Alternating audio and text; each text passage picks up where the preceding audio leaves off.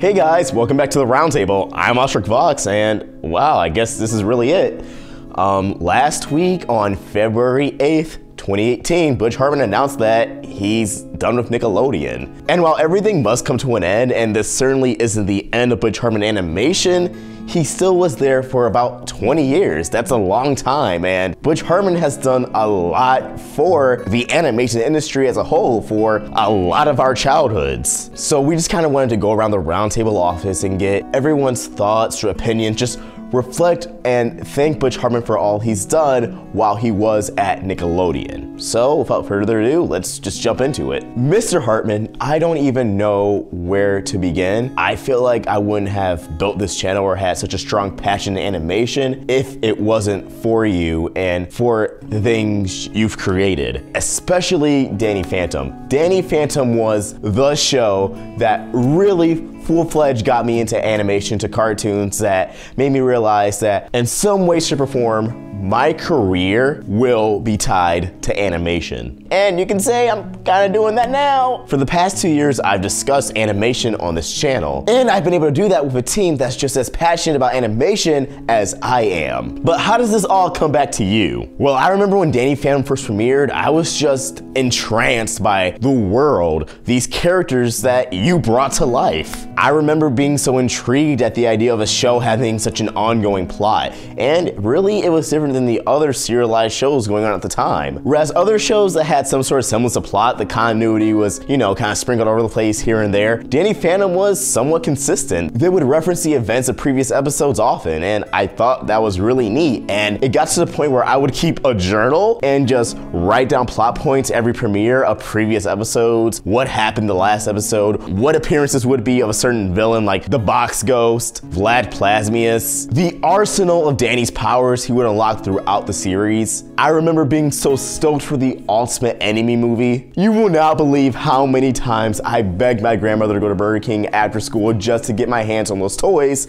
and the codes for the Ultimate Enemy game on Nickelodeon.com. And then I bought the Game Boy game, and I would keep drawing the box art of that game over and over again until I got it right without even having to look. And that's another thing, Danny Phantom got me into drawing. I'm not sure if you viewers remember this or if you're even around for this, but there was a time where Nickelodeon had television spots with their creators showing you how to draw characters. And Butch did a few. I think he did one on Cosmo, he might have one done on Timmy, but the one that stuck with me the most out of not just Butch's but of all of them was Danny. I just remember sitting down on the floor with a piece of computer paper and a pencil and watching and listening so intently on how to draw Danny. And I think he said, unlike most cartoon characters, Danny actually has all 5 fingers. I think most of them have like 4. And that was a detail that stuck with me when designing my own characters. I was like, well, I want to have 5 too, because that just feels right. I remember spending my Friday nights playing the multitude of Danny Phantom games on Nick.com. Or in elementary school, I would talk about the new Danny Phantom, Fairly Odd Parents, Jimmy Neutron. And while I'm fanboying about Danny Phantom, I do have some thoughts on the 3rd season, but all in all, you created a fantastic show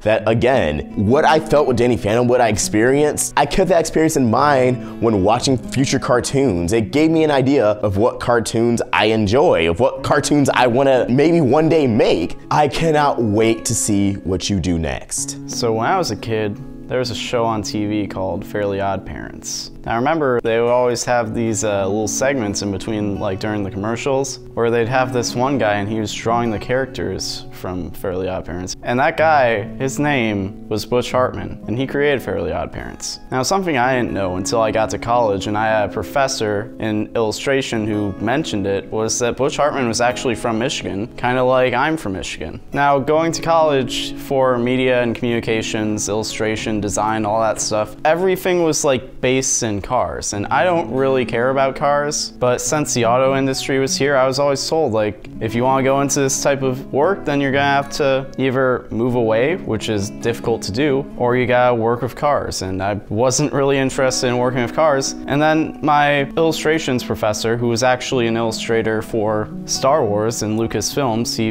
illustrated a lot of posters for movies and stuff. And he went back and forth to LA a lot, and he mentioned that Butch Hartman was actually from the same area that I'm from. He went from Michigan at a young age over to LA to pursue his dream of making cartoons. It inspired me in a way where it's like, in your brain, you know that you can do something, but when someone that's from the same place as you goes where you want to be and does what you want to do and has the type of success that you want to have, it makes it a little more realistic. It makes it easier to envision yourself doing it. And Butch Hartman has really inspired me in everything that I want to do because he's the same kid from Michigan that I was. He had the same passion for storytelling and for artistry that I have, and he went out and he made it happen. And Butch Hartman has just been such a figure in animation and even just a figure in pop culture in general, especially over the last year or two, where he's been in on the Ugandan Knuckles meme and just all these memes where it's like, you know, he's a full adult, like he has kids that are my age. The fact that he's like still in touch with my generation is very admirable. It shows that he's willing to listen. He's not gonna shut out someone for being younger, and he has a lot of quotes about just being nice. Like, it doesn't matter how talented you are, how good you are at what you do. He wants everyone to understand that it doesn't matter what you can do. It's about connecting with people and being able to work with other people. That's what makes you successful. It's not necessarily the work that you put in or the talent that you have, even though all those skills are important. Those things don't mean anything unless you're able to put your ego at the door and actually meet halfway with people and connect with people and just improve on yourself as a person. And I mean, I think I can speak for everyone at the roundtable when I say that Butch Hartman has been a huge inspiration for all of us, not just in what he's done, but just the fact that he's coming from the same place that we come from. So Butch Hartman, personally from the bottom of my heart, I want to thank you for everything you've done at Nickelodeon, and I look forward to everything you're going to do in the future. Honestly, I don't even know where to start with Butch Hartman. He's just such a creative inspiration, I feel like, for all of us.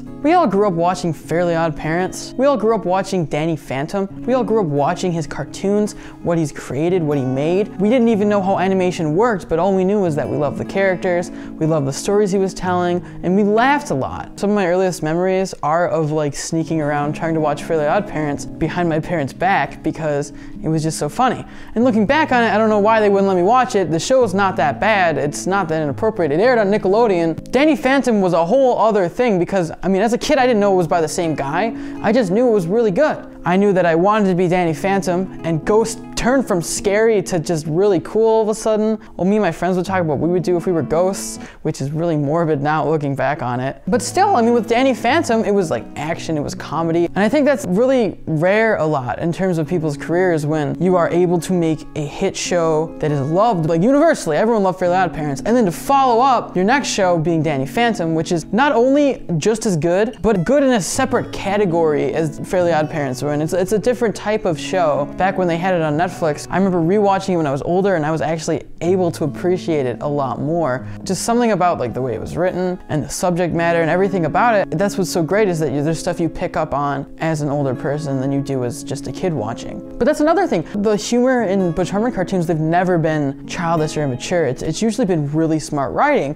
which is why it's been able to be enjoyed by so many different people across so many different generations. It's just because it was so well written, so funny, so original. I watched all these cartoons as a child, and I was really into them because I was a kid who liked cartoons. And as I got older, as I started to be more interested in animation as an art form, I looked at the behind the scenes of it. I saw the original pilot, and I thought it was so interesting that it started off as a short, and then it was good enough that it got made into a show, and then the show got popular, and it's still on TV now. Looking at the behind the scenes of animation in general is just so interesting. And that's when I learned who Butch Hartman was. I put a face to all the stuff that I enjoyed. I think it's great that he has his own style, that he's really carved out his edge of the market. And then he started doing YouTube. And oh my God, I love it so much. Seeing that man discovering a whole new platform and then excelling at it. I mean, what was on trending a couple days ago? Like, is there anything this man can't do? Like, honest to God. He dominated the children's networks. Now he's going on to YouTube. It's been nothing but great. Whenever a Butch Hartman video pops up in my feed, I smile a little bit because I feel like it's like, I'm rooting for him. Does he have more subscribers than us now? Way more. Oh, well, good for you, Butch. I hope you see this. Anyways, yeah, Butch Hartman, you're inspiring. You're from Michigan. Guess what? Huh, we're from Michigan. Isn't that wild? Isn't that crazy? Honestly, to take a serious note here, Butch Hartman is one of my personal heroes. His work has inspired me creatively and entertained me since I was a child. I wish nothing but the best for this man. He is an inspiration creatively, productively, and just overall. His story is really exciting, and I'm excited to see where he goes next. But he really has more subscribers than us?